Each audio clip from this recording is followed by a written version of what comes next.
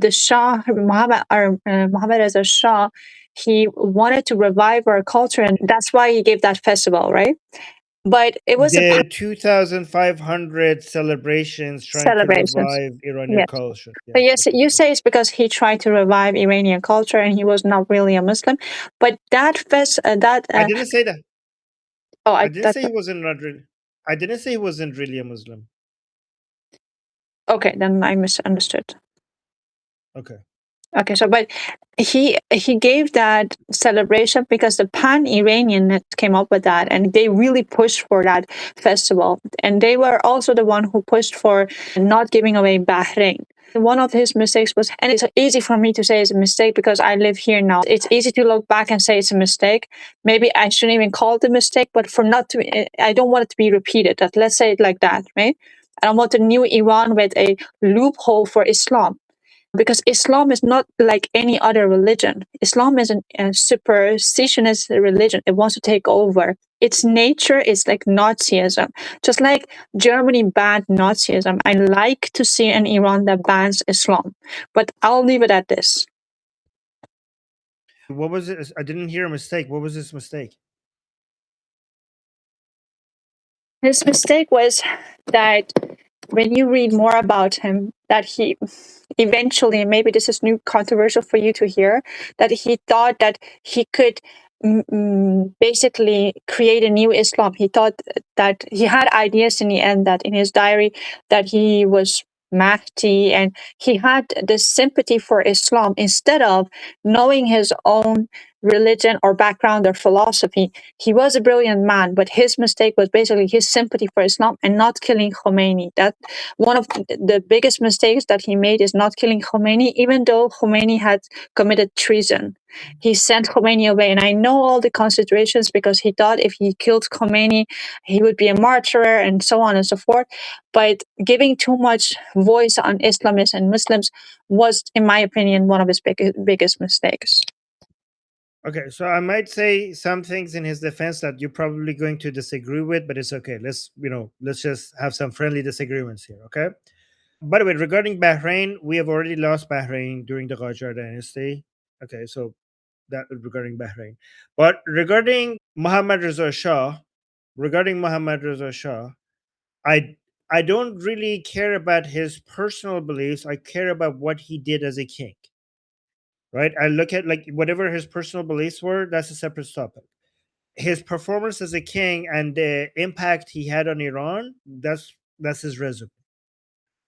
With regards to dealing with Muslims and banning Islam, I think a lot of Iranians, younger Iranians, don't understand the environment that we were in back during Muhammad Reza Shah's time. Like that was basically suicide.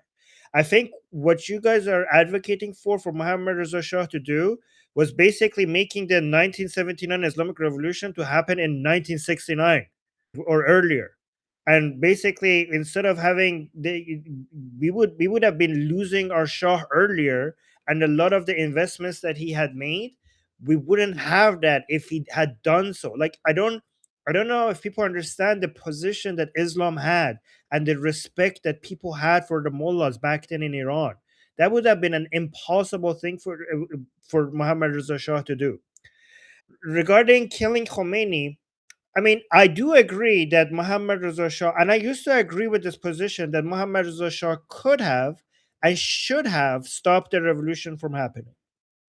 But I have now a different perspective. I do agree that there are many opportunities for Muhammad Reza Shah to have stopped the Islamic Revolution from happening. Like his own generals told him that, we could just basically kill the protesters and it will stop it. And they said that we could kill Khomeini and they would have stopped it. If we had killed Khomeini, it would have stopped it. If he had killed a lot of the protesters, it would have stopped it. And we would right now be continuing to be living under Pahlavi dynasty if he had done that. And I used to think that was one of his main mistakes, right? Hold on, let me just turn off video for Bobak because he's sleeping. Okay. When you wake up, you could like turn it back on. Okay. All right. But what was I saying? But I think that what people don't understand is that what Muhammad Reza Shah accurately was trying to do is to build a society from the bottom up rather than enforcing the correct way from the top down. So what we had with Muhammad Reza Shah, we had a Shah that was ahead of his time. The people of Iran were not at his level. His vision and his understanding and his policies and his modernization were at a level where the population was still not at his level. And what we were expecting when we say he should have killed Khomeini, he should have did this to the communists, he should have just suppressed the revolution, what we wanted him to do was basically force the modernization, the maturity on the Iranian people from a top down approach. But I think what Mohammad Reza Shah didn't want to do, he didn't want to force his way upon the people. He didn't want to kill Khomeini. He didn't want to kill the protesters. He didn't want, if the Iranian people were not ready for his more mature, modern way of running a country, then the society is, then that was not a society that was ready for what he had to offer. What he did instead, he planted the seeds of progress in Iran. He planted the seed of progress in Iran, and because the Iranian people were not ready for him, he left instead of forcing his way, right? And by leaving, the Iranian people realized in the past 47 years what he was doing for Iran and how his way was the correct way. Like, if you study history, you realize that you get prosperity and progress when a society grows and becomes mature from the bottom up organically among the citizens, not when a better way is forced upon the people. And Princess of Pahlavi, instead of making us follow the correct model, he gave us the tools. He planted the seeds inside the soil of Iran, so that once he has left, once we see what we have done to Iran, at least we have the tools to rebuild it once we realize that what we was doing. Right now, more Iranians are saying Javid Shah in the streets of Iran than they were saying Javid Shah when Mohammad Reza Shah was alive. And that would have never happened if Mohammad Reza Shah killed Khomeini. That would have never happened if Mohammad Reza Shah ordered his generals to shoot at the protesters and continue to rule by creating a bloodbath. Iranians would have still respected Islam today if Mohammad Reza Shah did that. They wouldn't have become this pro Pahlavi, they wouldn't become this modern, they wouldn't have become this much anti-Islamic. This is why I agree with Muhammad Reza Shah. He just gave us a tool. He left because we were ungrateful, and now we want Pahlavi more than anything else. If he stayed with force, if he stayed with an iron fist, we would have never understood this, and we would have stayed backwards as a society. The Iranian people are now some of the best people in the world when it comes to having the proper values, and that happened because Muhammad Reza Shah didn't force his way upon us. On But us. his father did force his way upon us, and we loved it. Yeah, because during Reza Shah's time, Iran was falling apart. Iran was on an edge of collapse. Like at the end of the Qajar dynasty, Iran as a country was basically falling apart.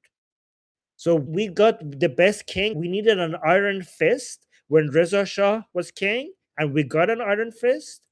And then when we needed culture and education and modernization, with Muhammad Reza Shah, we got that. We got the best king when we needed the Reza Shah, and we also got the best king when we needed Muhammad Reza Shah. We needed an iron fist when the whole country was falling apart with Reza Shah. All right. Jeffrey, did you want to add something to that? Oh, Jeffrey, quickly, yeah. Quickly, Yeah, real short, please. quickly. So to bounce off some of what Armin said, it's because of outside influences, leftist Soviets' delegitimization of the Shah that centered around identity politics. It confused tolerance towards Muslims with tolerance towards Islamic fundamentalism. And that confusion underwrote like Carter, some within Carter's administration, to push to constrain Savak's operations, which, because of those constraints, made Iran under the Shah more vulnerable, and they got neither. It was kind of like you needed an iron fist and a velvet glove, as Nixon would say, right? And the issue, and His Highness Mohammed Pahlavi, the Shah, very much tried to do that and was very adept at doing that.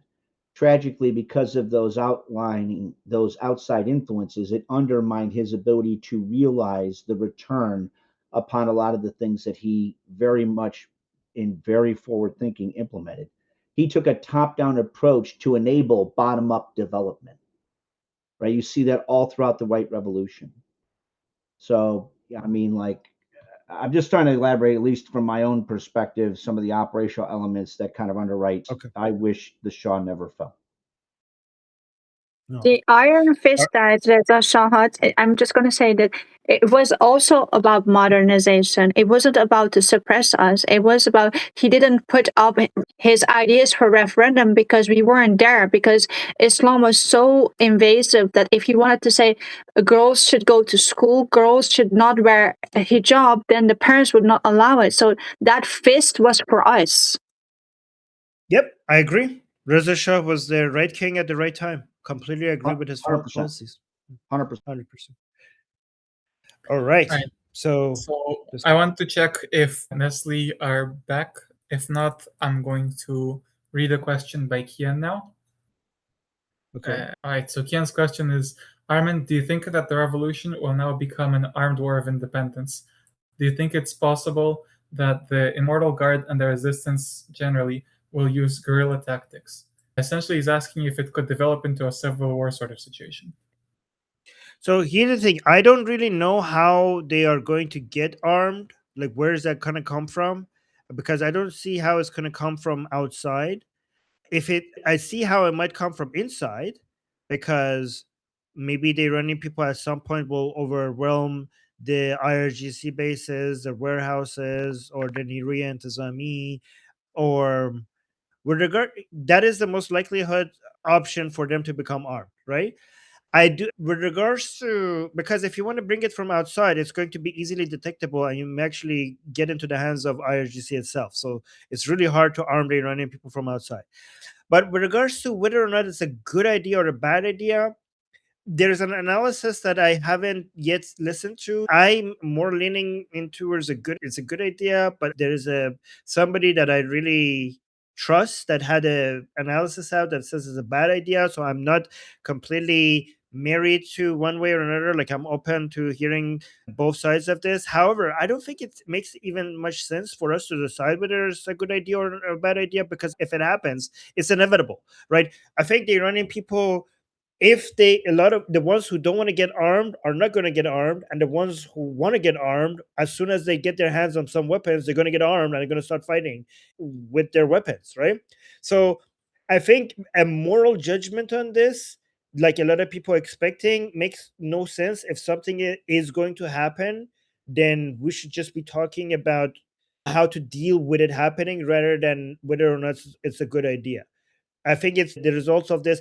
I do believe in the wisdom of the crowd, and also I'm a little bit deterministic when it comes to how things happen in politics and in society.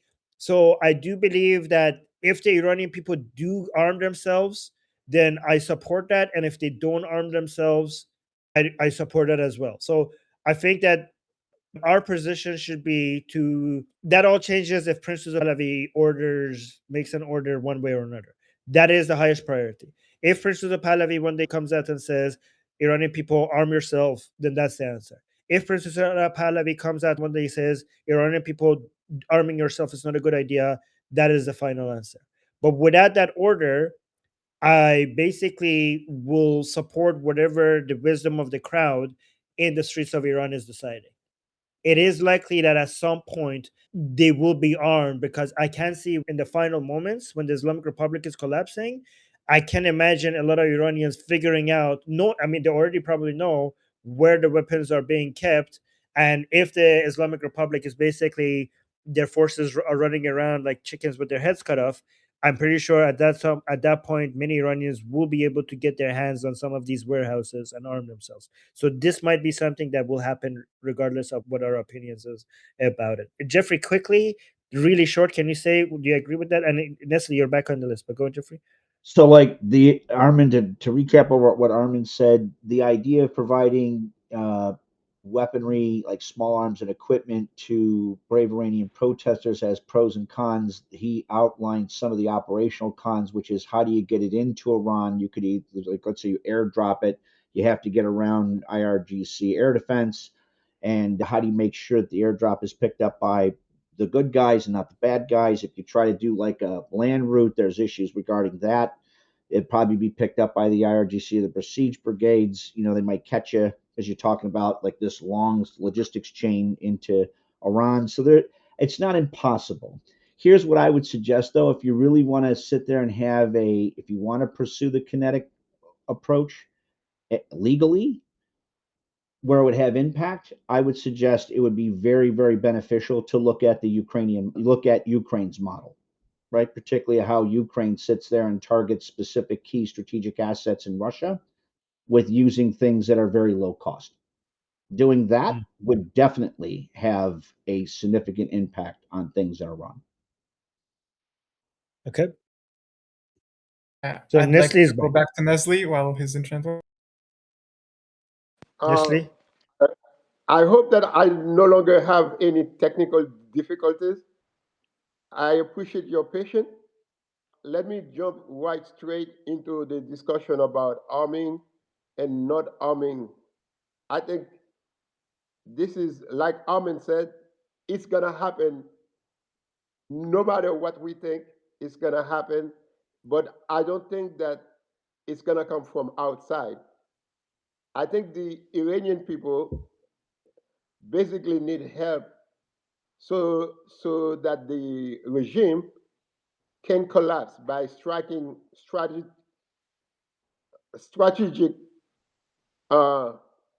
side. The Iranian people has already paid such a heavy price. They will get their hands on those weapons, and they will defend themselves accordingly. It's really no point of dropping arms to them or anything like that. Like Prince Riza Pahlavi said, we don't need boots on the ground. All we need is a way for the regime not to stand anymore and killing innocent people. The rest, the Iranian people can handle it. They don't want soldiers on the ground. They just want those strategic sites to be dismantled, and the regime cannot stand as it is. That's all I have to say. Thank you. It's great to have you here. Thank you. Yes, let me say that it's an honor to speak to you. I've been following you and Goldie, and Thank you. I've always told my son, who also watched with me, I really appreciate your heart, and I'm suffering with you as well. I, as a Haitian American, I've been living under a dictatorship when I was growing up. So I feel your pain, but the pain of the Iranian people right now, it's something that I pray every day for your freedom. And I know that it's a heavy heart that you guys have. And I'm having it with you, and I'm carrying it with you. But I believe God's gonna free you. I already can see it, that you guys gonna be free. Thank you so much. Thank you. Next, I have Ian. Hi everybody. Hi Armin. Hi. Hi. I love the show. I've been here a long time, since before the revolution. Yes. Yes, you have. I was gonna ask a question about something really current. Like I've seen on my other YouTube feed that everybody's all the big news, independent news channels are talking about the Epstein drop and tying it into Russia. And I was just wondering if you or Jeffrey had an opinion on the timing of the drop, and perhaps you'd have to suppose there was an intention behind the timing of the drop, and will it affect political will to a degree, as in terms of an American intervention? Wait, by the drop, you were saying the timing of the American attack on the Islamic Republic? That's what you're Yeah, talking yeah, about? and how that times into the Epstein drop. You know, the Oh, Epstein the files? Epstein. Yeah, sorry. No, your accent is beautiful, by the way. Don't ever Wow. don't ever apologize for your accent. You have one of the most beautiful accents. Okay, like I love it when you speak. Okay, Thank you, Aaron. yeah, you're welcome. I mean, I'm not a very conspiratorial. I don't think the Epstein files has anything to do with what's happening between the United States and the Islamic Republic. Jeffrey, do you see any connections? So within the broader context of unity and stability as it pertains to national identity and national will, there is something to be said about that. Ian, you're right on the money regarding that. It's why our adversaries do things like, why would the IRGC be assisting, say, radical leftists doing anti-ICE stuff? Because it sits there and politically paralyzes the United States and erodes national will. Why is it that Putin's criminalized counterintelligence state, Chinese Communist Party, and their respective hybrid and or unrestricted warfare look at things like political warfare, lawfare, and destabilization efforts? Well, because it politically paralyzes you so you can't act. It's the overlap is probably not one to one, obviously. That said, it does have an impact. There's no doubt about it, right? The more fragmented and polarized your society is, the less apt you are to have the political capital to carry something out. That's why we talked about previously, debunking or pre-bunking this like bullshit attempt at moral flattening between, say, the Shah, Savak, and the Mullah regime and IRGC, and somehow like the Shah was allegedly this top-down brutal whatever. That's not true, right? I mean, particularly when it comes to Muslims, albeit not Islam. Like Islam definitely had a problem with that for good reason. He didn't try to get rid of all Muslims. That's not what the Shah was about.